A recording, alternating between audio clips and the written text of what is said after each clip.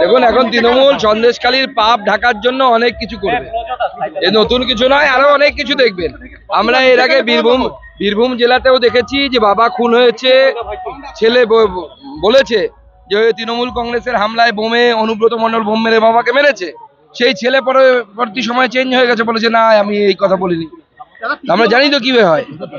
রাজভবন থেকে লাগাতার CCTV footage প্রকাশ করা হচ্ছে, জনগণ দেখুক, জনগণ সিদ্ধান্ত নেবে।